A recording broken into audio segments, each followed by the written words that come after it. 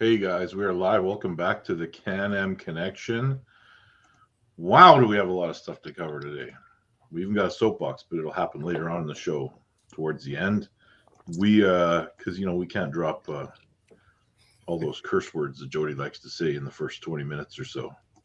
Yeah.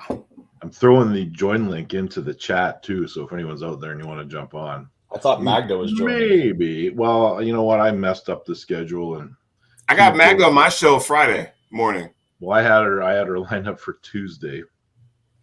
And then we just obviously screwed didn't everything. come on Tuesday. Well, I mean, your event is next Saturday, correct? It is the 7th. Yeah, so it's not this weekend. Whole week. Oh, sorry. Yeah, but I mean, we do the match breakdown now. I mean, we can. There's also that big thing that Paul Italia just did. The $5,000 match? Yep. Tell us about that, because I don't. I saw that Paul Italia threw out a challenge to Auden to pull. I don't know the kid's name. Yeah, I did see that. Hang on, I think I just saw that. I thought I saw that Auden was pulling that Korean Hulk guy though. Well, that's what I saw. I saw the 5K call out to Auden. Yeah, but I didn't see what the details were. It was a pull that kid that's out of Tennessee, I believe. Yeah, he was on the show with Ray Jenkins. What was it? Yesterday? Yeah, yesterday. Yeah. So, I mean, they're both the same age. They're both very similar in weight, I believe, right? So, I don't know. I know Auden's had a lot of opportunities in front of him. Yeah, here's the question: is $5,000 enough to get Auden Larrett to pull? I mean, especially considering we don't know the offers especially considering we don't know the offers he's got from promotions for X match, Y match, Z match. So it's hard to say. But it's an intriguing matchup, though. You know, they're both young. They're both fire and move forward. So, I mean, it could definitely be a potential matchup in the future. Yeah, the Korean Hulk one, man. I mean, I've watched videos of him stopping Michael Todd. So, I mean, that could be. Well, it's coming up, and that's a that could be a tall. Yeah, that's 30 days, right? Something like that. That's a fun card, man. Or the videos of Brian Shaw training for Daniel Prokopchik. What an interesting problem, because Brian Shaw. What? Go ahead, Nathan. You got. Prokopchik's so good. I know he is, but he's little. That's why they're doing it. They're putting.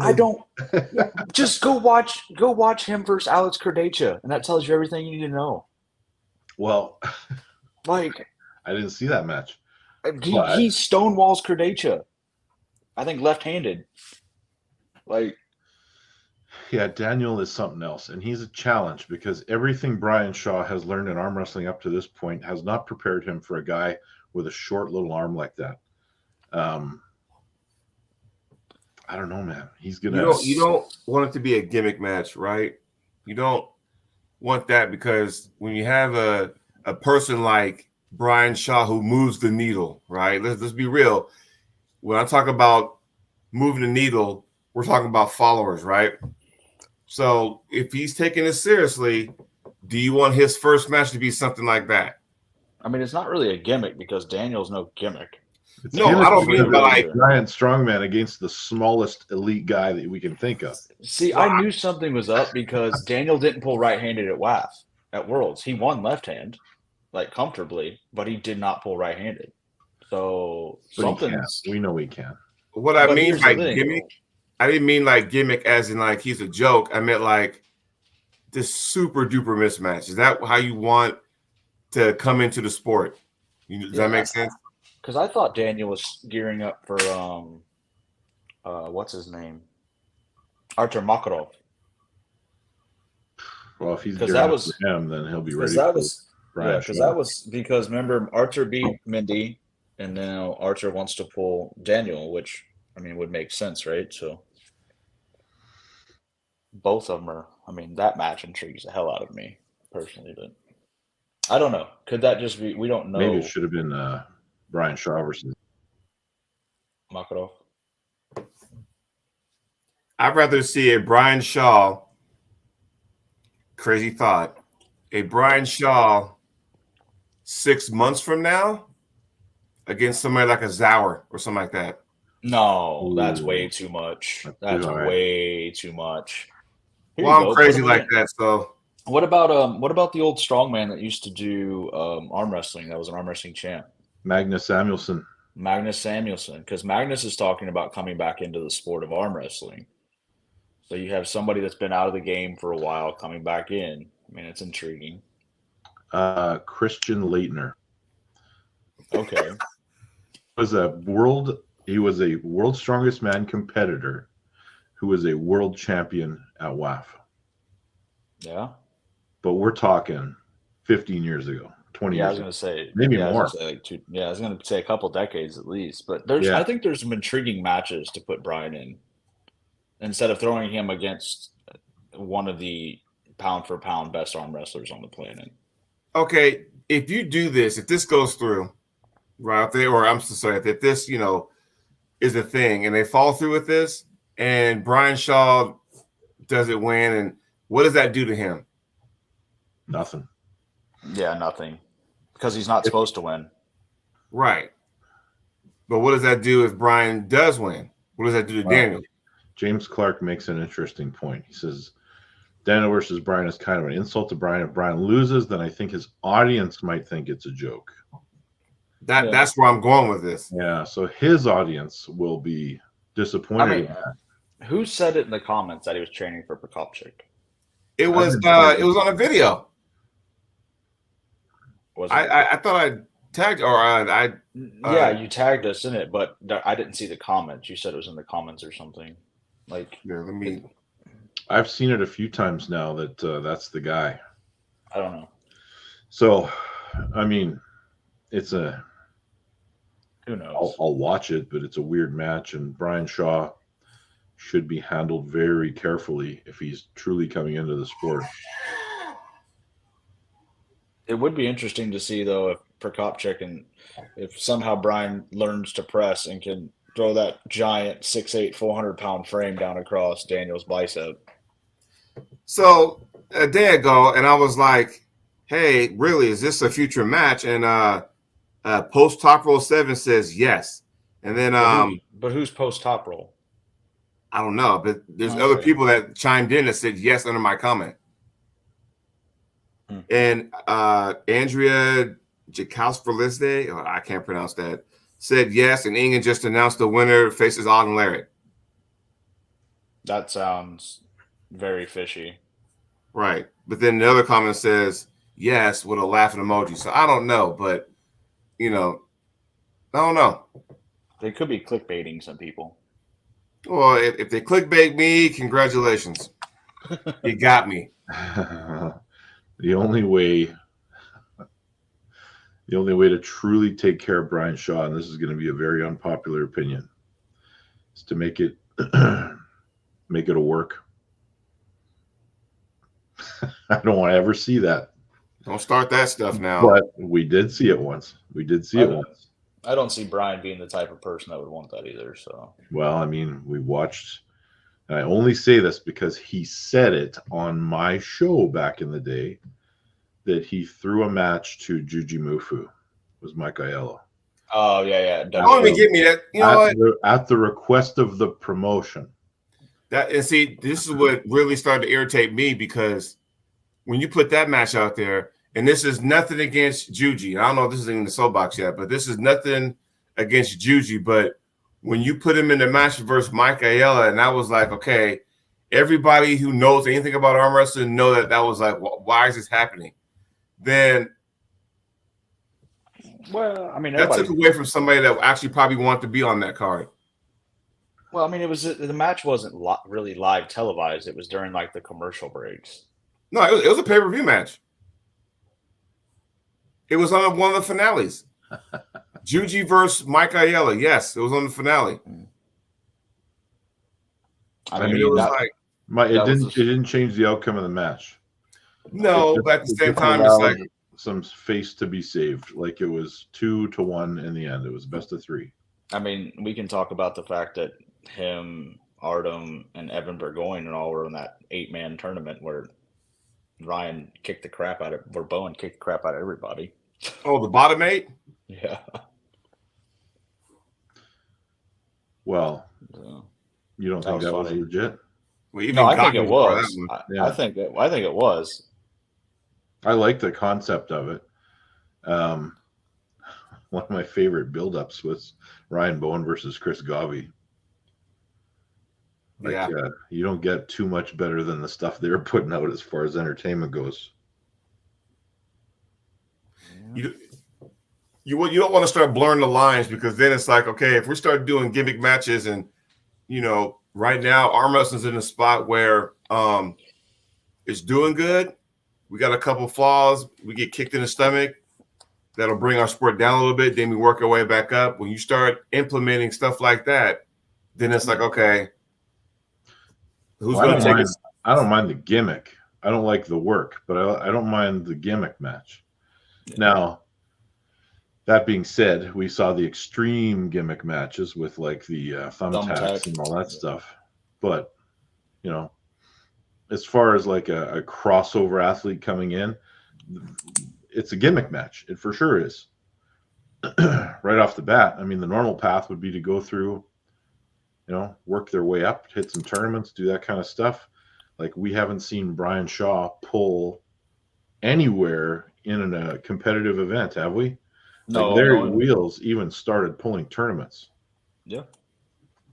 So remember when Devin had that boxing match with who was that he boxed? Halfdoor Bjornsson, yeah. So is that kind of like the same thing in reverse? It's a real boxing match, but it was still a gimmick. Yeah, it's a crossover. It's like Jake Paul fighting washed up MMA guys. The fight was supposed to be Eddie Hall and Halfdoor, but Eddie tore his bicep, and Devin stepped in on short notice. Devin threw it out there to the world and said, "I'll take the fight," and he got the fight. Yeah, and good on him. I mean, it takes a lot of balls to step in there with a guy that's that big, that's been training specifically to take your head off. Do you guys remember when I was on the Fix and we were talking with the guy from TriStar Gym? Oh, yeah. I said, "Hey, how are you going to deal with the fact that Devin's arm doesn't straighten all the way? How's he going to throw a jab?" And the guy looked at me like I just told the secret of the world to everybody. Like it was a complete unknown to his opponents, and let the cat out of the bag that there's this huge disadvantage going in, because if you can't fully extend, like Rock'em Sock'em Robots at that point. Pretty much. But I mean, like I said, it took a lot of guts for Devin to say, "I'll take it," especially considering Halfdoor had been training 2 to 3 years consecutively nonstop and actually taking fights. Yeah, I mean, no one can question Devin's courage about going in there, because I think he was fully at peace with getting knocked out as well. He went out on a shield, that's for damn sure. I think that he would have been okay even if he left there unconscious. Yeah, he definitely wanted to go out on a shield. And you got to admire that. He did not run away or just try not to lose like a lot of fighters do. He tried to fight. Yep. Yeah. Yep. Yeah, it's just sometimes you gotta, just depend on who's involved. Sometimes you just gotta be careful, because what you don't want is that stupid boxing match between Dave Morocco and Barry Bourne and all that dumb shit. And this is like, all right, man, Yeah, it was pretty bad. But did germ spreading? GB says any views on arm wrestling being very bad for germ spreading. I mean, I've never caught anything doing it. I mean, I see a lot of jiu-jitsu guys get staph infection all the time because they're in areas that don't have light and the mats aren't sanitized properly. But arm wrestling tables, I've never seen anybody catch staph from it. Just don't eat chalk. Don't eat a sandwich with your hands right after. I mean, even during the peak of quote unquote COVID, when we were still doing tournaments and people were wearing masks in arm wrestling, I still can't remember one person saying, "Oh, I got COVID." I know some people went to Worlds and said they got sick, which, I mean, you put that many people in a room from that many different countries and stuff like that. Yeah, it's going to happen. But I would be more concerned not with the hand contact, but with the proximity to each other's face and the heavy breathing and stuff that comes with being in an arm wrestling match. I think the referee has more of a chance of getting sick than the pullers do because you engage with every single person. Yeah. Yeah, for sure. That ref life. Speaking of which, who is reffing the Global Elite? Has that been put out yet? I think Magda. I know who it is, but I can't tell you because I think Magda's putting out a post about it. Oh, okay. Yeah. Well, I mean, rightfully so. She's a promoter, right? So they're Canadian refs. I figured they'd be somebody from CAWF. So. Yeah. And they're very, very good. Highly regarded. One kill, huh? I know a couple, but I won't say. I have a hunch of who it is. Hey, well, Cody Merritt just joined us in the chat. Cody, what's up, my man? How are we doing? We got to start going through that card, don't we? We do. All right. What are we? What's the first match? Do we know the match order? I don't know the order, but I'll go from bottom to top in this on this poster I have. So I think probably it'll be Mike Gould versus Nick Stone. We'll kick it off. How much has Mike been trained? And this is left arm, right? Or is it right? I think it would be left arm, but I'm not 100% sure. I saw Mike training the other day.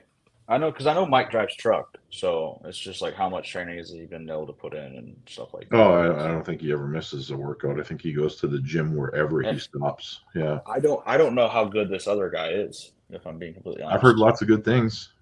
Who, Nick Stone? Yeah. He's a beast, but isn't Mike Gould a replacement though? He is. Yes. Yeah. Okay. So the guy from the UK that got injured or something. Yeah. It's hard to say. What's the other guy's weight? Do we know? Was there a weight cap for the previous match or? Nick Stone's like fucking in the high. He's got to be over 300 pounds, wouldn't he? Oh, okay. Well, I know Mike's not that big. No. James Clark says, Ryan, you need to have a match with Nick Stone. James, if I beat Meadow Orangi and Nick beats Mike Gould, we'll see. That could be a possibility. Yeah. I don't know. Like I said, I don't know enough about Nick Stone to make an accurate prediction on this match. I'd like to see Mike win it. Hold on. My neighbor's like mowing his lawn. Let me go shut that window right quick. I mean, Mike's been around the game for so long, and he's such a wily vet that I would like to see him take the win. Well, I'll tell you what. I'm not making predictions on this card. Well, you can't, right? So. Well, I could. I'm not reffing, but I will be there. Yeah. You don't want to piss anybody off in person. Well, yeah. Like I said, I don't know. I mean, I'd like to see Mike win the match just because Mike's been around the game for so long. You know what I mean? So I just can't make an accurate prediction based upon not knowing who Nick Stone is. Oh, we're predicting this? Well, we're just kind of giving insight on what we think. If Nick is 350, he'll have 100 pounds plus on Mike Gould. That's what I was thinking. Yeah. Yeah. That's a big gentleman. That is a very big gentleman. Then we got Danielle Evenson versus Yulka. How active has Yulka been? Do we know? She was at the I believe she was at the last Knuckles Up, was she not? No. Danielle was, yeah. Right, that's what I'm saying. No, I said how active has Yulka been, not Danielle. Oh, I don't know a whole lot about her actually. Yeah, me either. So I mean, I see her promoting the Mazarenko stuff. She's very active on social media, but as far as pulling, I have no idea. I mean, Danielle, like one of them calendar girls or something like that, where it's she's posing for like the handles and stuff, but I've never seen her pull. I just seen her pictures of her training in like a gym or something like that, and that's it. Yeah, I don't know. I mean, I know Danielle's so active. Oh yeah, that did get canceled. Which one? The girl, the ladies match, the match we're talking about now. Oh my God! I think Magna posted that actually. Now that I think about it, now that Cody brought it up. Well, son of a bitch! Look what you did, Ryan. You set us up for failure, Ryan. I thought I had the accurate information, and I did not. And I'm sorry. We are at the 20-minute mark. Motherfucker, I'm so pissed off with all these ladies' matches being. All right, that's later. That's later. It says postponed. It doesn't say canceled. Oh, okay. Till February of 2025. Okay, so it that's ain't not happening. Terrible. Yeah. So it's. But I mean, we don't know the underlying circumstances as to why. So it's I got some. I think it was shit. It said that about her visa. Was the issue? I mean, you can't help that then. Yeah. Right? Yeah. That's unfortunate for both parties. Oh man, I was hoping to see Danielle at that event, but I guess I won't. Well, maybe she'll still be there. Maybe. Replacement match? I don't know. Yeah, get over there, Jody. Oh. Jody, get in there. Yeah. She'd probably kick my ass. Have you seen her training that stuff? Yep. She trains everything. Yeah, she's so active. Yeah, that's a strongman household over there. Yes. Very much so. All right, Miguel LeBlanc versus Nicola Galzetto. Italy and Canada, but both Canada, really. No clue. I mean, I've heard Miguel LeBlanc, but the other guy I'm not super familiar with. Well, you got one guy that's an up-and-comer who's really been doing some good things, and you got one guy that's been around forever and has used to be a real contender at WAF. Yeah. Could be intriguing. Could be a very good match. We'll see. Yeah, could be really good. Could be a blowout. My money's on it being a pretty competitive match. I mean, a lot of these matches could be super competitive or blowouts. So. Well, that's true. We don't like all of them. The one that I know will be not a blowout because we have enough data on them is probably Cody and Pablo. Yeah, that's well. I mean, like Cody said, if he feels, I mean, it's out of Cody's own mouth. He feels if the match gets stopped, he's not gonna, he can't out endurance Pablo. So maybe Cody wants to chime in and tell us. That's what he said last time he was on the podcast last week. Yeah, I know. I'm just saying, but Ryan put the link out there. Maybe because I don't know what Cody's been doing lately, training wise. I'm sure he's been getting ready for it. But like I'm not putting words in the man's mouth. I'm just saying, and I quote.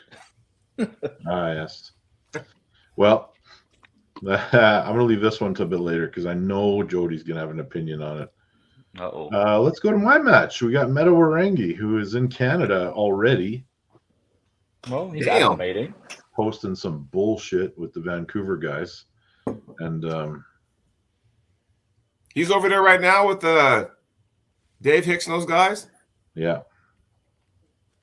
Well, I mean, it's good that he's over here acclimating, so,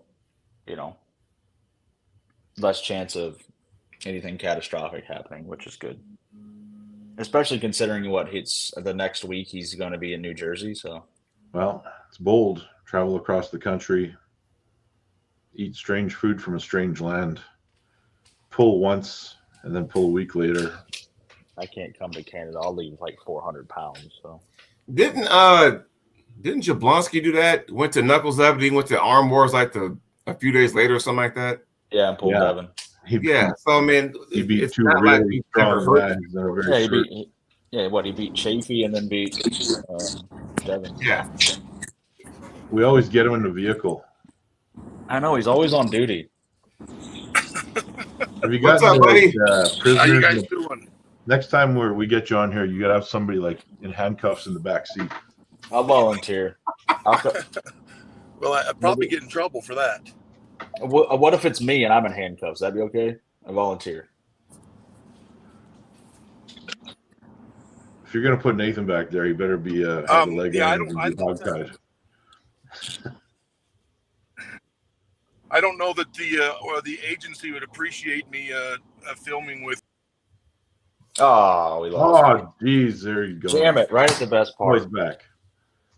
Oh, did I lose you? Sorry, guys.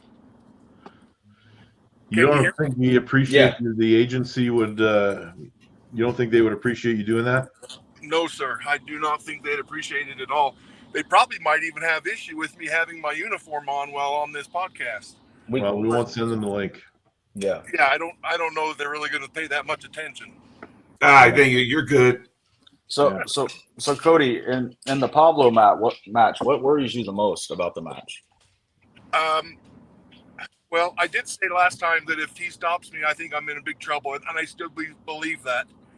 I think that if it becomes a long match, it is his in his benefit for sure. Do you think so, Cody? Because some guys in there don't think that Pablo's got the best endurance. I mean, we saw that with Grundy, right? He kind of gassed with Grundy. Well, but I don't have great endurance either. What I'm basing my opinion off of is when he came to Bob Brown's place and we trained together. At the first of the practice, I felt pretty good against Pablo, but later on, he was handing it to me pretty easily. So I tend to believe that he may have a little bit more endurance than me. Okay. That's fair. Yeah, fair enough. So your plan is to hit him with speed and get it over quick. Be as efficient as I possibly can, yes. Well, that's my game plan as well. I don't know why anybody wouldn't have that game plan. But there are those that like those long matches. It seems like it's the lighter guys, right? The lower weight class, the 75, 80 kilo matches that are just seem to be absolute death matches. Yeah, the ones that can breathe.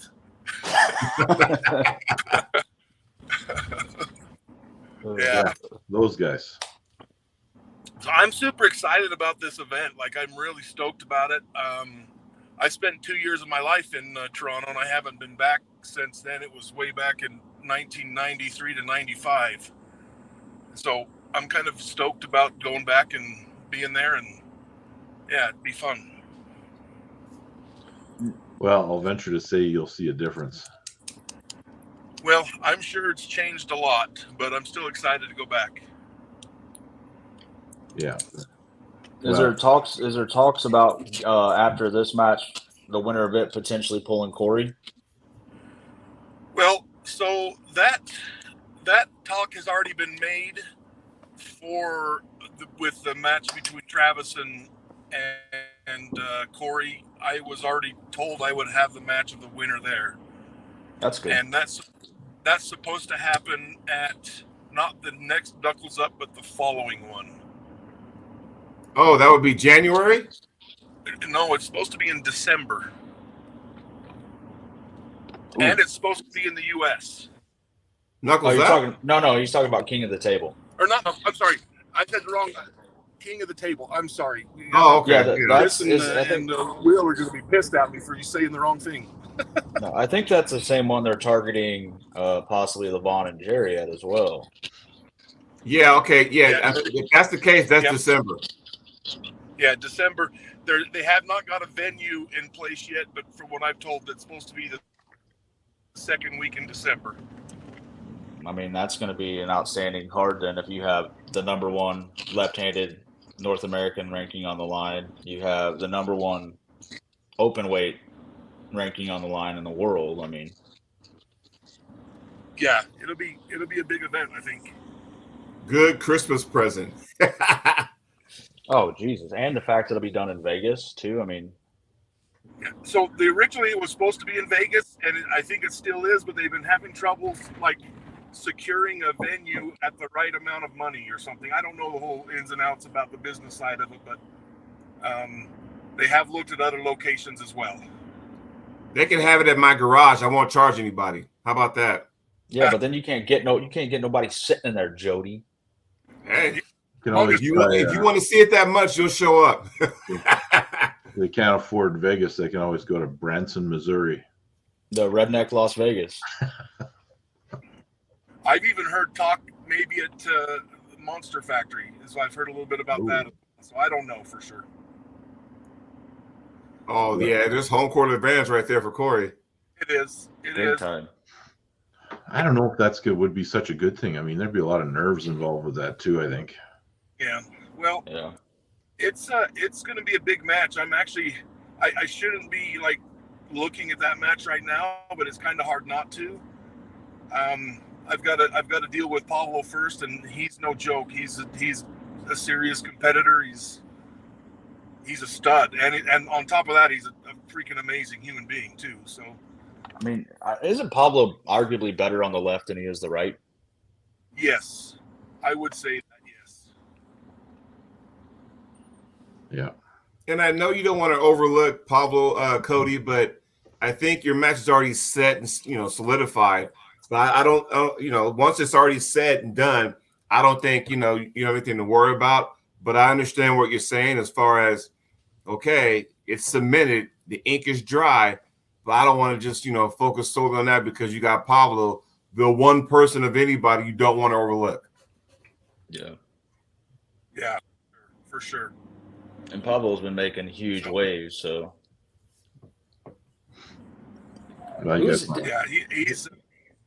He's a very good competitor. He wants to arm wrestle the best. He wants to compete with the best, and I have a ton of respect for him for that.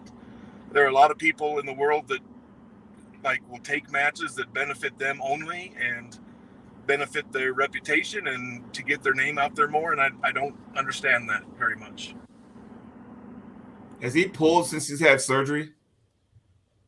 In a ready go, I don't know. I have not for that.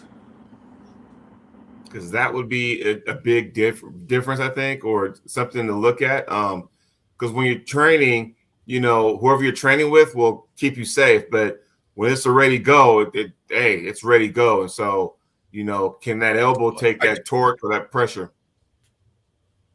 His lifts that he posts on his social media, his workout lifts, are pretty much where they were before the surgery. So I think strength-wise, he is back to where he was. So I would assume everything else is in order as well. Who do you got in the Ryan versus Metarangi Hedda Morris match, Cody? Ryan who? Espy. Go on. So, I always called him Mateo. Does he go by? Is that he goes by as Matt Mateo or something like that? I always thought that's his name. I think it's Metarangi. But Metarangi, I didn't think he was. I didn't know he was a left-handed arm wrestler. So he has had one super match that I can find on the left hand, and he does primarily pull right-handed, I think. Yeah, I would have to money on you, Ryan. I know how good you are left-handed. I know that's kind of your dominant arm. I would think that you are by far the favorite in that match, in my mind. Yeah, that's what I was thinking too, because I just love it when somebody posts a match on their own storyline or on their own timeline, and everyone chimes in and says, "Oh, you're gonna kill this guy. It's not even a match." What? I'm like, you have no idea what's gonna happen. I do think he's going to have some sticky points, Ryan, because remember, he does have that King's move, and I do think he'll break it out left-handed possibly. I think it could be sticky at the bottom, but I still see you as the clear favorite in this match. Yeah. Was Cody going to arrest somebody? I had to put my phone down. I had to get my keys out so I could get through the gate at work here. I feel like getting ready to get out the car and go bust somebody. I'm like, yeah. Let's go. Cops live. I have cops live. No, nothing that cool. On patrol live with Cody. Can you at least pepper spray somebody on the way by? Love that show. Want to see some good old fashioned violence? I'm a lover, not a fighter. Until he has to. Yeah, well, that's a different story. All right, let's talk Angie Bath versus Petra Dam. Isn't Angie quite a bit bigger than Petra? I think so. Yeah, and she's training with Ron, and she's looking pretty jacked. I mean, the last time this is on the right? Yeah. Yes. Yeah. I mean, last time we saw Angie was in that round robin. Yep. Yep. And I think she took third, I believe. Yeah, she took third. Jocelyn took first, and then Sarah took Bachman, second, yeah. And then Angie, I think Petra Dam podium just recently at the World Championships of WAF in Moldova. How'd she finish? I don't remember. Second or third or something like that. I can't remember. Yeah, she podiumed. Yeah. Mm-hmm. I don't know if it's a weight cap or what. I don't know either. I haven't seen anything about Angie losing weight. I mean, she looks ripped, but she always looks ripped. Yeah, she's always looks like she's chiseled. She's been doing that rope climbing stuff, man. That is the stuff they do is just I wish I could do. Oh, you could. Women make me feel. That's for sure. You're just not training hard enough, Jody. You could do it. Yeah. I mean, I can climb rope, not like they do, but I can climb rope. You guys remember the old video of Todd Hutchings doing it behind his head like this? All the way up? Oh, and climbing like this up it too. Yeah. And coming back down, yeah. Didn't Artem try that with him? Well, how about Gabby when she had both ropes, one in each hand? It was doing this all the way up to the top, and I was like, that's just insane. I've seen Sarah do that as well. Yeah, I think Gabby put that video out as a response to Sarah doing it because everyone's like, oh, look at Sarah, she's going to kill. And then Gabby posted almost the same video. Yeah, those women are something else. They're insane. Yeah. So I my money's got to be on Angie. I think she's going to be the bigger person, and she's got tons of experience. I know Swedish women know how to arm wrestle, but I would be surprised if Angela loses that match. I think there's going to be a strength gap, and I think there may be a technical gap. I think Petra may be a little more technical in setups and stuff like that, but I think Angie's going to be the stronger person that day. I would agree. Yeah. Let's hope there's no WAF interference in this match. And moving on to the next one, we will. Wasn't Ron Bass have a match too? Yeah, but we're not at him yet. Oh, okay. Alan Ford, RVJ. And hey, I'm in the WhatsApp group, Jody. RVJ is coming. This match is on. I see the match going this way. I see the match going to the strap. And I see Alan getting put in this position. And I see Alan being able to stop it. Alan Ford enough credit.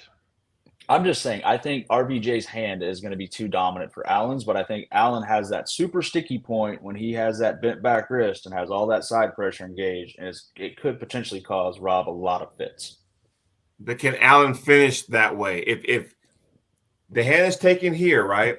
Now all your pressure is in the palm right here. Yeah, but he's sticky there. He has a lot of side pressure in that spot. I mean, we saw it. If you go back and watch his old video with Neil Pickup, he held Neil there for a long time. But does he have the time? Can he finish though? Yeah. I've seen him finish matches from there. I mean, he stopped El Cesar in that position. So, I mean, like I said, I see the match. If Rob gets tired and Alan can maintain this and stay sticky, I could see him winning this match. So I think it all boils down to A, can Rob finish the match fast? Can Rob keep the match out of the strap? Because we know Rob doesn't like the strap. And if Alan can stick it, can make him work and gas out, Alan can easily win this match.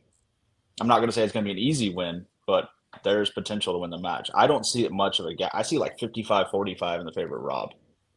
Like not a big advantage. That's fair. Because we don't know where Rob's at. We haven't seen him pull somebody of Alan Ford's caliber in a while, right? And we just saw Alan Ford pull Brandon El Cesar not long ago. And we know Brandon is a high level. So I think it's a very, very close match. It's hard for me because we don't know exactly where RBJ is, right? And the history on him, and this is not a jab at him because these are the facts. Because sometimes, more oftentimes than not, RBJ gets in his own head during matches.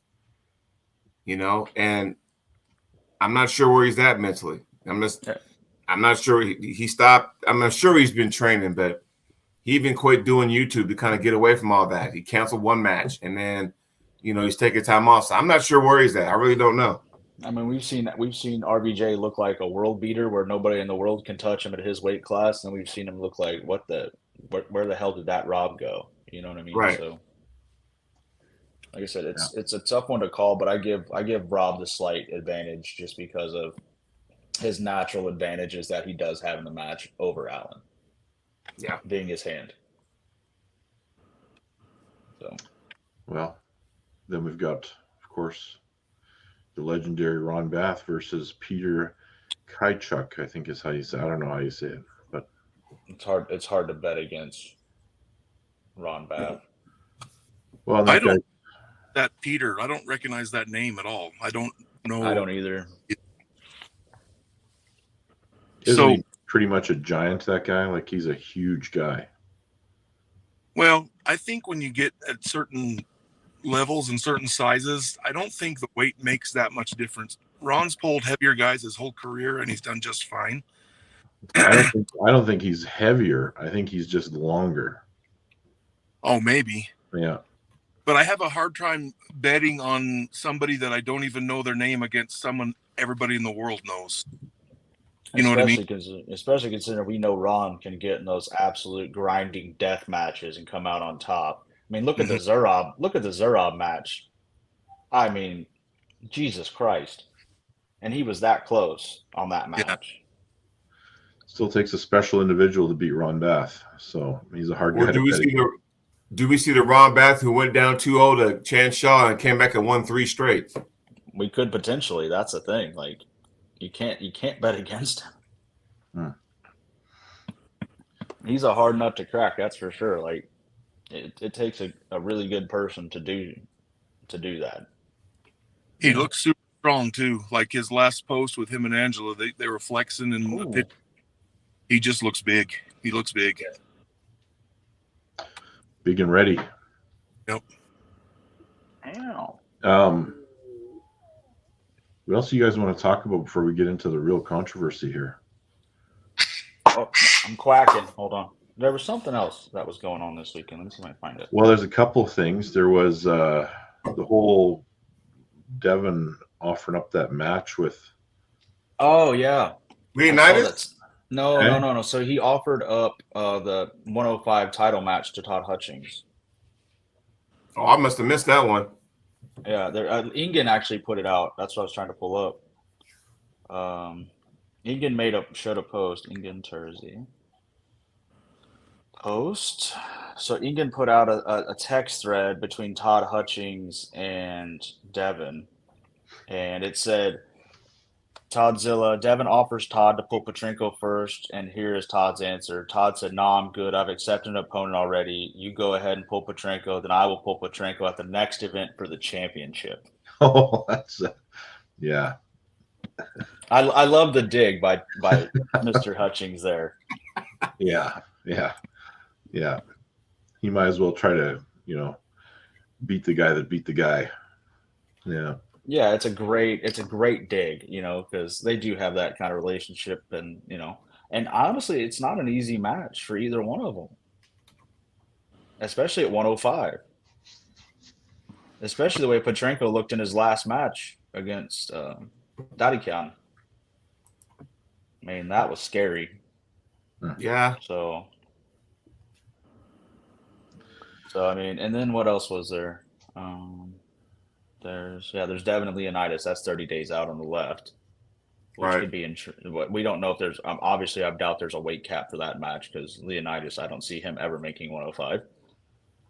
I'm actually anxious to see that match. I want to know how good Leonidas is. Like, he's been super impressive, but I'd like to know, like, how good is he? Because he looks impressive. I mean, he made John work like John hasn't worked in a while, so. Yeah, I know, that's what I mean, and especially left-handed, being a left-handed guy, left-handed arm wrestler. I guess I'm not left-handed, but I'd really like to see where Leonidas is left-handed. Well, it's an interesting match because Devin's not really a guy that hits super hard or super fast. He's a bit of a grinder on that arm too. So and Leonidas has the King's move as well as Devin does. so we could just be sitting there for a week. We could. Pretty much. It won't happen that way, but I mean, somebody's going to gas. I think got the advantage. I mean, I think Devin's obviously the favorite going into that match, just based upon it being Devin and being as technical as he is and the experience and all that. But it could be interesting. I mean, a lot of people thought the Kamil Jablonski versus Devin match was going to be Devin just whitewashing Kamil, and boy, how did we ever learn something that day? Yeah, never say never. It's what we learn. So yeah. There's a lot of unknown on Devin's left arm right now, like a lot of unknown. So it's definitely intriguing. It's always unknown because you never really know where it's at, and it goes from, good to great, and then back to good before you know it. I mean, the last time Devin's left arm, I would say, was quote unquote great was obviously when he beat Pushkar, and then beat Travis at Arm Wars at MGM. Right. That was the last time I say his left arm was great. I mean, he was the number one left and right in the world, right, at that time. So, but since then, he hasn't been. He doesn't over Georgie left-handed at over with Neil's thing. Whatever. Yeah, that's right. Yeah, I forgot about that. Yeah. I think what it comes down to is the experience, aspect. We all can agree that Leonidas was a lot stronger than John, but then John just kind of said, "Okay, I know what angles to go for." And I think Devin's going to be the same thing. We all know Devin's not going to outpower Leonidas, but he will out-angle him on the table IQ aspect of it. And he'll probably out-endurance him too, because, I mean, when you're carrying around that much muscle, you're going to build up lactic acid fast. And I think that was a big reason with the John match too. That's what I thought initially, that this guy would, gas quickly, but he did a lot better than I thought he would in that department. 100%. So maybe in the last couple rounds, but man, I don't know. Early rounds, I could see it's going to be a hard match. Like first 2 rounds, I think Devin's going to have to stop it pretty low, personally. Yeah. And then I think the tie, the needle starts swinging. If this was favor. That's kind of Devin's for MO. Yeah. He doesn't really care if he loses 2 rounds, as long as he can slow you down enough to take the edge off. Yeah, I think the Pushkar match is a great example of that. He lost round 1, but Pushkar put enough stress in him, and then round 2 through 6, it was just. Is that going to be East versus West match, or is that a King of the Table match? That's King of the Table. Okay. That's the same place I think Auden's pulling that Korean Hulk guy. Yeah. So. Hey, I saw a thing about Auden being offered a $5,000 match to pull some kid from Tennessee. Yeah. Tennessee. Yeah. Yeah. The only issue is I think Auden's making more than $5,000. Well, I like Auden. I think he's a good kid. He's a good arm wrestler, but I hate how he's just taking these celebrity matches and not arm wrestlers. I mean, the Korean Hulk guy's a pretty decent arm wrestler. Well, yeah, that's the first one that really is. I mean, yeah. I don't know. I mean, because like I was telling them earlier, I mean, there's a video you can see online of him pulling Michael Todd, getting the slip, and then stopping Michael, and then Michael pinning him. But I mean, that's how many years ago too at this point. Yeah. But anybody that was stopping Michael Todd is still. You got some strength behind you. So we got a comment from Jay Clean. Oh, Ryan was reading my mind. Yeah. What do you guys think about this? Jay Clean says, I may sound like a hater, but Auden isn't good enough to make $5,000 a match. So I'm paraphrasing what Jay Clean's saying. I believe he's saying the fact that he hasn't proven himself yet to earn a match worth $5,000. And I could be wrong, but hey, what's up, my man? Well, here's the thing. Anybody can make any amount of money regardless of skill level, experience, anything like that. It's just if the person's willing to put it up. That's my thought process on it. I've never been paid $5 for a match. Well, that's just it. I mean, Auden, go look at his social media following.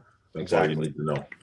That's why he's getting $5,000 a match. That's why Brian Shaw will be probably making more than 99.99% of arm wrestlers make in their peak super match in his very first one.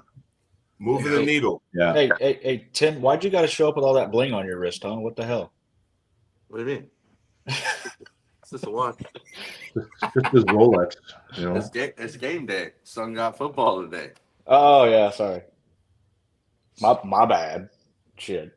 I just came on to bust out some news. I don't know what we're talking about. What's the news? Let's go, man. Let's hit it. Well, officially, things had to change, but Washington State will be December 7th, and it will be a dual event. And what I mean by that, we will have a 64 Aries right in the morning to kick off the day. What weight and class? And then we will run into Washington State all the way to the night. What weight class? Unofficially, 98s. Ooh. Yeah. So that's how you do that. Son of a bitch. And you know what? Watch it be the same fucking day as King of the Table. No, it's opposite. Same day as the only Canadian Arnold's qualifier. I did find out the day of the next Challenger Series, Tim. November 23rd. 23rd. Yeah, 23rd is the next Challenger Series. Okay, I thought it was the 16th. Okay, so that's the week before Thanksgiving. Yeah. Well. Yeah, I will be at that one. So. Yeah. I haven't been approached, but I've been told that I'm going to be approached about that event. Well, I will be there, Cody, so I will see you there. Right on. So Washington State will now be December 7th, dual event. And the Aries will take place, 64-man, 198 right hand.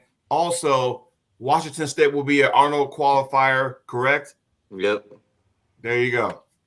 Yeah, same place. It's going to be at the theater. Same place. Ah, nice. What day was Washington State before? Sorry. The 14th. I had to change it because certain things. No, I understand. I just couldn't remember the exact. I remember there was a date. I just couldn't remember the date. Yeah. Well, that'll be cool. I mean, that's going to make Washington State massive. Is Bogdan still coming in? Bogdan's probably going to be there. Neil Pickup's probably going to be there. Some other people before they go to King of the Table the following weekend. So it's kind of a reason why we moved it to double up on some certain things, to have some guests there and all that. I'm sure there'll be matches talked about working their way up. That's in Vancouver, Washington, right? Yep, fly right into Portland, Oregon. So, yeah, it's like come on up, Nathan. Come on up, Cody. Come on up, Espy. Make the trip. Let's go. Are you paying for my trip? I got the tournament the same day. Oh yeah, that's right. That's right. Oh, look at me! I'm over here stacking events on people. That's what you're doing, Tim. I know that's what you're doing.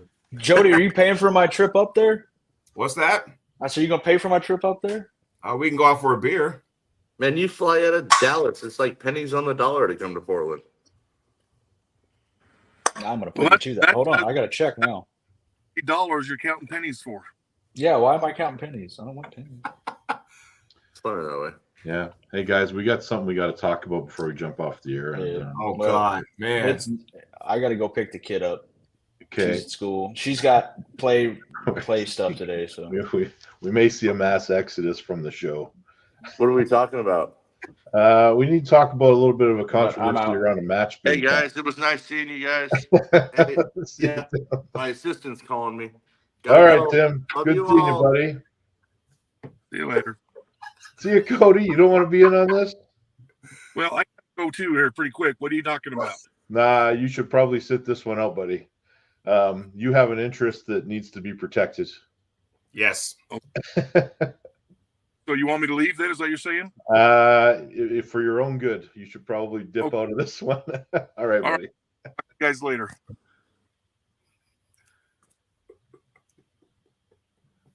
Ladies and gentlemen, what just happened is that only Cody and I are going to talk shit about this event or this thing that just happened.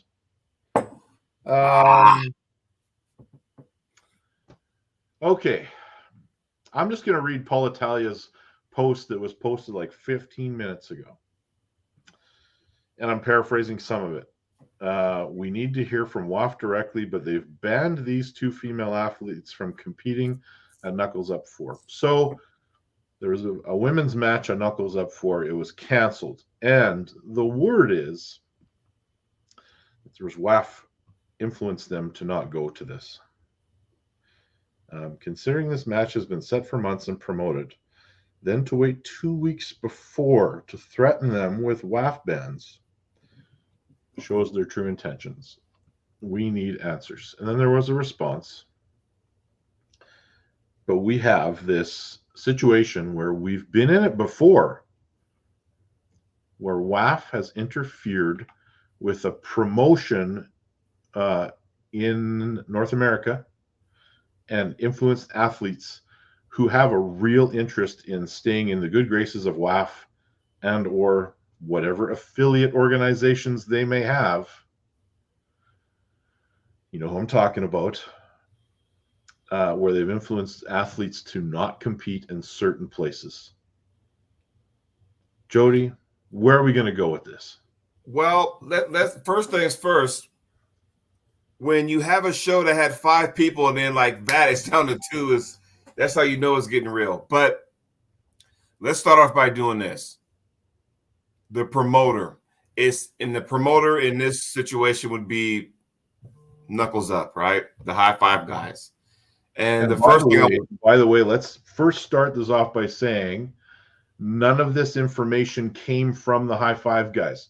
They are I was just going to say that. The victims in this situation because they had this match canceled off their card with 2 weeks' notice. Jody, sorry to interrupt. Go ahead.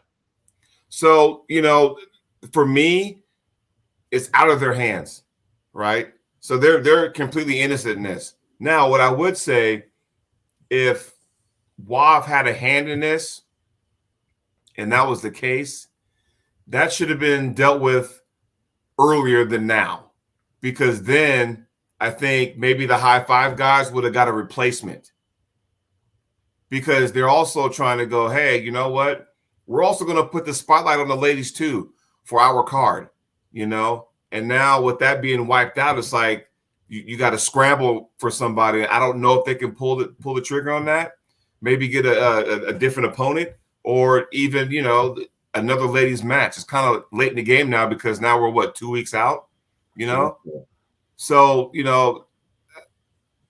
High Five guys are like their hands are tied with this one. It is unfortunate because those guys have been doing great things for the sport. I mean, you see they've been putting out the Arnold qualifiers, helping out with that, and they're trying to help this sport, and yet they get dinged for something like that. And it's kind of like unfortunate. And again, this goes back to what I've been saying since day one about this thing. It's like when you're an athlete and then you get put restrictions on you, it's like, did you sign a contract? Things like that. How was an athlete going to be told you cannot compete in this or you won't be able to compete in that? It's like we shouldn't be prisoners to a certain degree, if that makes sense. Yes, and the influence that WAF has on some of these countries is vast. Like they can prevent you from competing at all in your own country in some cases. It's so weird, man. Like this reminds me back when you used to have to ask the UAL or the WAL permission to go compete. So there's a couple things going on here.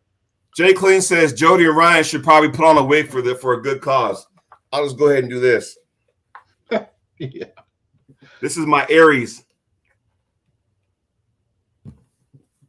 I should put my King of the North crown on, but it's not. It's not in your room.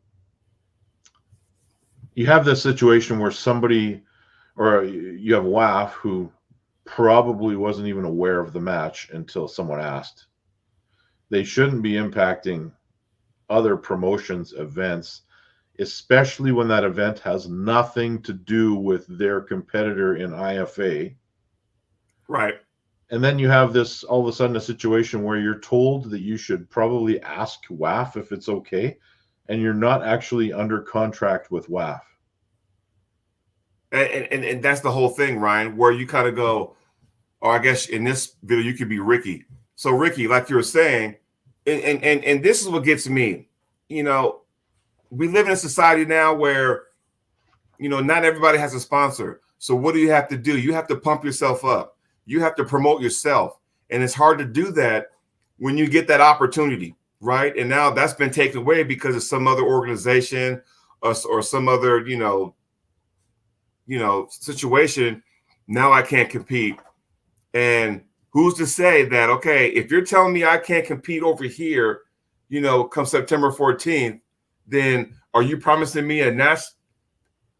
And they've been training for this, by the way, because how long has this card been out now? They've been training for this match, and now they pull the carpet underneath them, and now all that training is for nothing. So I'm like going, hey, if you are telling me I can't compete here, then do you have a match for me?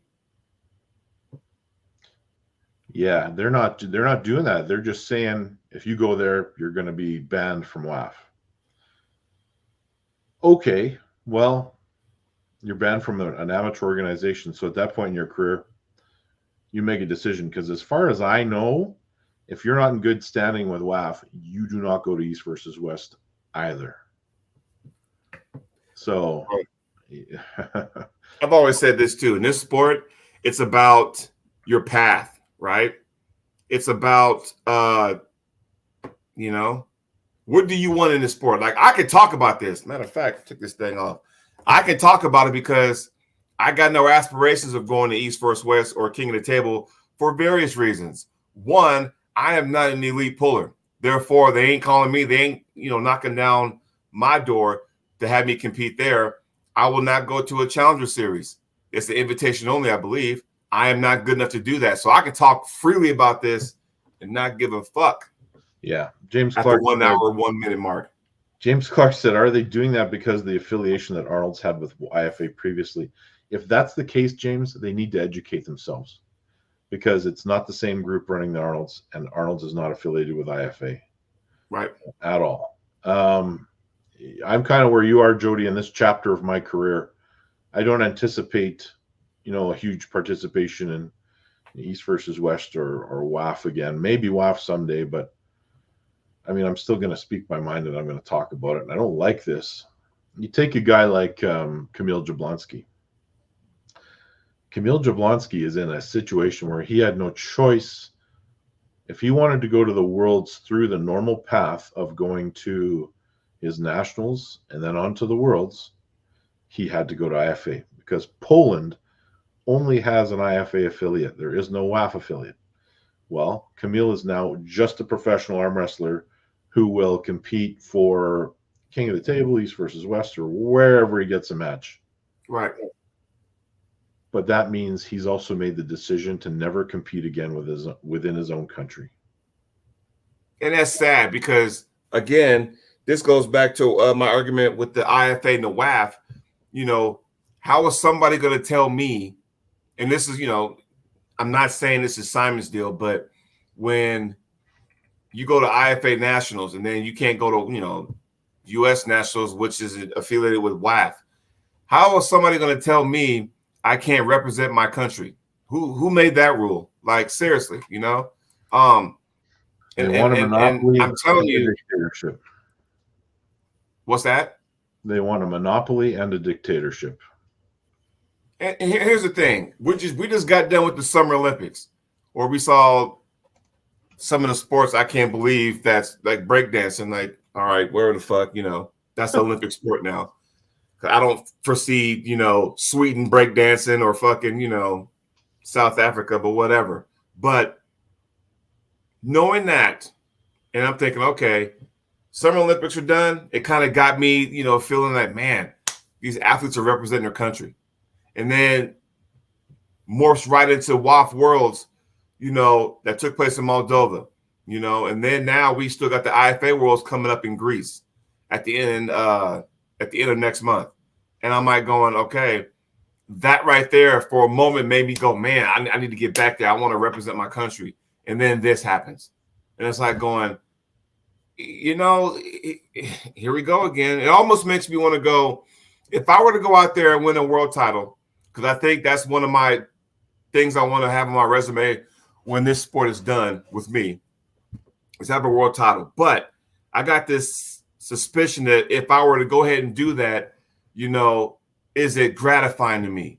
Is it satisfying to me because of all the controversy about what side of the fence are you on and this, that, and the other? Because, I still think, in my opinion, and this is where I want everyone's comment in the chat to respond to this, you too, Ryan, where I still think, as of now, August 29, 2024, from a competition standpoint, WAF is where you want to go.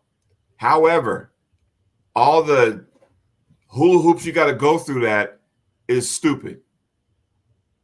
Yeah. It is. It's stupid. Where if I go here, now you feel like you're committed and I can't go anywhere else. You go to IFA, compete there. You don't have to worry about looking over your shoulder, hey, do I have to wear a paper bag on my hand to compete? I mean, hell, if you saw the WAF, you got, is it Russia that has to go, hey, WAF neutral? You know how you watch the Worlds and you have the competitor and what country they're from? They still have, this competitor is WAF neutral. I'm like, come on, man. When you got to put that up there, that's stupid. And so it makes me wonder, okay, if I go ahead and do this, you won a world title, but I don't want to do that. I always said that Canada, the CAWF would likely rejoin WAF if they would commit to not messing with the arm wrestlers in the country. And I've never been able to get that in writing. And I've been told verbally yes, but I've never been able to get that in writing from anyone that mattered to say that they would protect the Canadians' right to compete all the way up to the national championships. So if you guys think, like in the States for a second, that Simon eventually will not say, hey, you can't compete here because you're not in good standing, that's coming. Can you highlight James Clark's comment? Because I want to touch base on that. He says IFA Nationals is more competitive than WAF Nationals in the U.S. right now, which is crazy. That is so accurate because this is how weird this is, right? I think, if I'm not mistaken, IFA Nationals took place in April in Dayton, Ohio. Entries were 253. You can't find the entries for the U.S. Nationals that qualified you to WAF. They won't put them up there. Isn't that strange? And I saw the list of people who qualified, and I sat there, I was like going, damn. There were people who were national champions that either had 4 people total or uncontested. Uh-huh. And it's just sad because I'm thinking, okay, where's the sport going? And so again, when you have the Summer Olympics going on, and of course, that triggered a bunch of questions because we all talk about it in circles, and every time the Olympics come up, it's been talked about more. How come we can't get arm wrestling in there? Well, fuck, we can't even get this United States to agree just to have one national to go to a championship, a world championship. You know what I mean? Like, now I had Peyton Pickering on my show earlier this week, and I was talking to her, and she was telling me, yeah, well, we can go to a Canadian Nationals, but it doesn't qualify you to go to a world. Is that correct still? That is correct, yeah. You have to go to a different country to qualify for worlds. Like, what is that? Well, okay, there's a couple things. So the guy that Rick Pinkney is in charge of putting the team together for IFA. Mm-hmm. There's no real qualification process. I think they would use our nationals as a basis, but the team's never full. So there's always a spot if someone wants to go. Right. In WAF, as far as Joey Costello runs the group that takes competitors to WAF. The last time they qualified athletes, they had to qualify through the North American Championships in Mexico City. So they had to go all the way to Mexico to qualify to go to WAF. The previous year, a team was just assembled. I don't know what they're going to do next year. There's rumors that they'll try to hold their own qualifiers somewhere in Canada.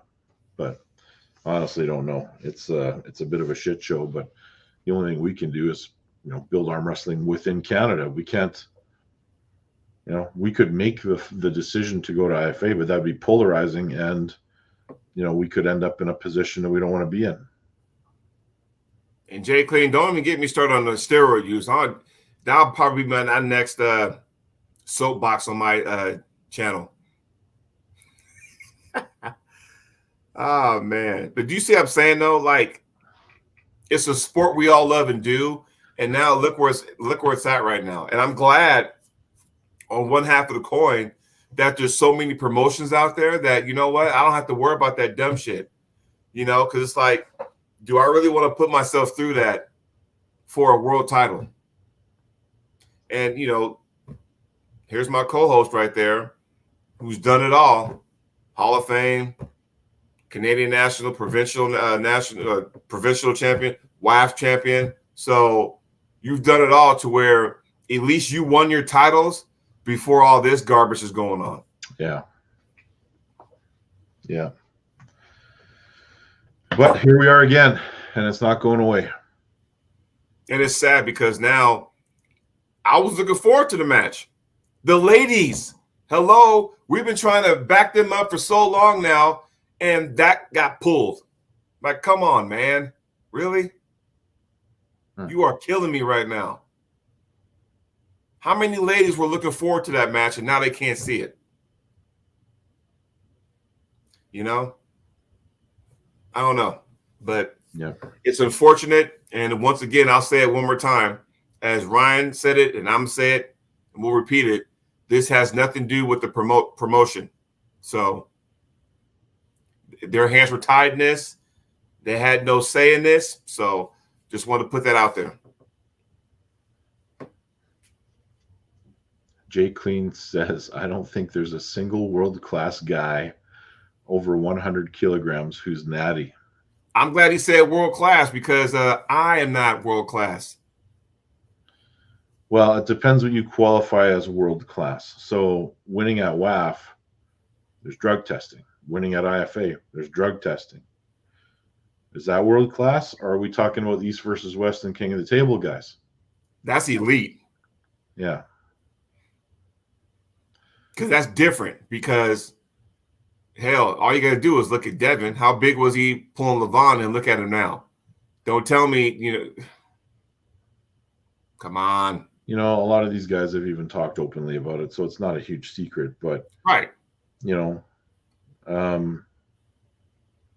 How many of them could get a clean and go and win a WAF title? It's almost like a bodybuilding thing where, 7-time Mr. Olympia Phil Heath said in one of his interviews, because someone asked him, is everybody, juiced up doing steroids? And he said something to the phrase like, I'm paraphrasing. He says, well, if everyone's juicing, who's actually cheating? Yeah. You know what I'm saying? So, take that as how you want it. But if everyone's on the juice, who's cheating? James Clark, pretty sure Georgi Svetkov is. At least he said that. Georgie got banned for failing a drug test at WAF. Just so you know. In 2018. Saban he got dinged too, didn't he? Yep. Yeah. So again, it's just one of those deals, 2018, James Clark. I was there for that one. I guarantee you, it's all the, I don't know how. I know that it's supposed to be random, but if it was me, I would drug test the top 4 because if you finish 8th place at WAF and you're juicing up, who the fuck cares? You didn't take top. You didn't make the podium, so it don't even matter. You know what I mean? That's just me, though. That's what I would do. Top 3, top 4, y'all getting tested. That's all there is to it. Because I'm gonna have a common sense conversation here. Go ahead. Somebody is going to WAF and they get popped for a drug test, and then they say they're clean 5 years later, but they are better than they have ever been. What do you think is happening? Exactly right. You know, and the reason why I said top 4 is because you know the rule. If someone gets stripped, then it goes down. It all just goes down a notch, right? Right. So the problem is testing is very expensive. And that's one of the many reasons why it's not in the Olympics, correct? What do you mean? Like, you know, because it costs so much money that, you know, if we're going each weight class, you know, how much does it cost? Do we know? At one point, I think it was around a couple $1,000 a test. I know it's come way down since then, but right. We're talking. So you got to be really careful how you do that, because obviously whoever wins, you got to go, okay, we want to make sure everything's on the up and up. But if that person tests dirty, you ain't got the money to do another one, then what happens? Who took second goes to first, third goes to second, fourth goes to third. If the second guy happens to be on something, but he didn't get tested because the first guy did, and he just happened to lose because of, you know, false starts or whatnot, or elbow foul or whatever, and then there you go. So I just said, oh, go ahead. Well, Sanka here says, give them drug test money to the athletes. It's a waste of money when the fans don't even care. I see your point. I don't care if the guys in the professional organizations take stuff. I don't. But I do think there should be a path to WAF or IFA where there's some sort of level playing field for the guys that don't want to do that. There's the quote I'm looking for. And, you know, for me, I don't care who's on or whatever, but the issue I have is when the guys who are on something and they come to a tournament knowing wholeheartedly they're going to go against people who are clean. That's the problem I got, because already you're on a, you know, uneven playing field, and now they got this mass confidence and cockiness and arrogance to them. I'm like, well, fuck, you're on everything up, you know, underneath the sun. You know it, but you try to hide behind it, knowing that everybody in your tournament is probably clean. Or those guys taking stuff, going to a local tournament. That is the biggest dick move I know. I know guys. I've seen guys who will take that stuff just to go to a fucking local tournament. And then think in their mind and their brain that they're doing something. I'm like, you have got to be kidding me, man. Seriously? And there are guys out there who are doing it now. And they can sit there and spin whatever story they want. This comment. Yes. There you go. It was interesting, though. I mean, it's we got to wrap pretty soon, but it's interesting that if you go back to all of the athletes that used to go to the Worlds, you know, there'd be lots of stuff going on, but there would always be some elite guys that would show up to the World Championships in WAF. And in 2005, when they brought drug testing in, that number diminished greatly. There you go. There you go. Because again, you know, I always thought they should have two leagues or divisions or call it or federations or whatever. Have the ones who are on stuff, you know, go ahead. You guys got your own league and division, fight it out, may the best man win. And then you have the natural division, fight it out, may the best person win, whatever the case may be. That will be the perfect world, but we don't know because there's always going to be somebody hiding behind that. You know, I don't know if it's because of them. There are guys who say, oh, yeah, I take this, that, and the other, which is, you know, hey, at least they admit it. I just don't like the guys who fucking hide behind the shit and be like, oh, no, I'm only taking TRT, which technically they're not lying because they are taking TRT. What they're not telling you is what they're taking with the TRT. Come on, man. That's a fucking dick move. And then they claim, oh, I've been working hard. Yeah, motherfucker, you've been working hard. You fucking juiced to the goddamn gills. But then claim it's just that. It's like, stop being a bitch and hide behind that shit and then thinking in your brain you're actually doing something, right? Come on, man. I mean, I like when every time we talk about anytime we talk about steroids in our sport, I always go back to baseball because you talk about Sosa, McGuire, Bonds, whatever the case may be, Canseco, you know, all that kind of stuff. My theory is this, you know, those guys still had to have that hand-eye coordination to still hit the ball. You can juice up. It's not going to make you hit the ball. It doesn't make you a better, it makes you stronger, faster, right, but not more talented per se, you know? Right. Yeah. I mean, look at Barry Bonds, one of my favorite baseball players, along with Ken Griffey Jr. of all time. When he was with the early years with the Pittsburgh Pirates, and when he first got to Frisco in '93, my man was hitting 30 home runs and 30 stolen bases. When he got bigger, he quit doing that because he got so big he couldn't steal bases no more. Yeah. You know, not that Mark McGwire was ever a base stealing threat, but you see him, you know, with the Oakland A's in his earlier years, was fucking baseball players weren't built like that back then. They weren't. Now they look like they should be on the offensive line of some NFL football team. My whole thing is that if you're going to do it, fine, whatever, but don't lie about it, though. Well, I mean, yes, Jay Clean, before the Royals, he was first ballot. Get around that because, you know, the second somebody says, yeah, I'm taking stuff, you know, the only guy I've ever heard say, yeah, I'm taking stuff and I'm going to beat the test once again, it was Aiello in an old episode we did of Armed Crossfire. He said he was going to IFA Worlds in the United States. That was before the pandemic. Mm-hmm. And he said he was going to beat the test. So that's too for me. That's just too much for me to do. Too much for me to keep up. And I don't want to do all that. I'd rather go there, compete. If I win, cool. If I don't, okay, I didn't win. No big deal. You know, it's not that damn serious. For me, anyway. Now, I've gone to tournaments, and I know we got to wrap up. I've gone to tournaments where I've beaten people that were on gear. I didn't know about it till after the fact, though.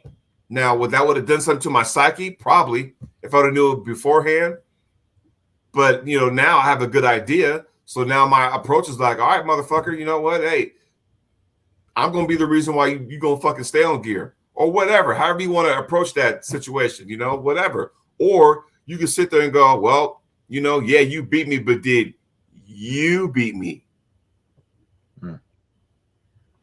Could you have beat me if you weren't on the stuff? Because, you know, we can sit there and say all kind of stuff, you know. Does that, you know, because I've seen guys in the past, they get this extreme amount of confidence. I'm like, oh, okay, you got so much confidence now. Here you are. All right, buddy, we got to wrap her up. But this conversation could go on forever and likely will. Like, we'll be talking about this again, I'm sure. Probably sooner rather than later. Yeah. WAF, shame on you for what you're doing. And on that note, yeah, we'll see you guys next week. Because I was going to be one of the guys on the – well, I'm still am going to be one of the guys on the Knuckles Up 4. There you go. Interview stuff. I was looking forward to that match. But, yo, good show, Ryan. Thank you to our guests who chimed in. Cody Merritt, thanks for coming in there. Nathan Williamson, Tim Thomas, you guys, thanks for joining on the show. Sorry you had to sashay exit stage left. So long, everybody. Take care.